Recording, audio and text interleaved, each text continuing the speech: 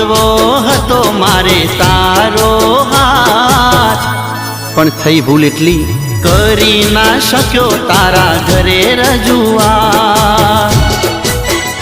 ઓ વળી વળી જોઉં તારા બારણે, ના રે દેખાયા કયા કારણે। વળી વળી જોઉં તારા બારણે, ના રે દેખાયા કયા કારણે।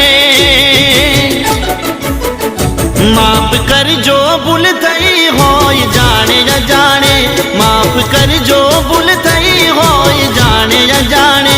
ફરી ચહેરો જોવા ક્યારે મળશે એ તો રામ જાણે।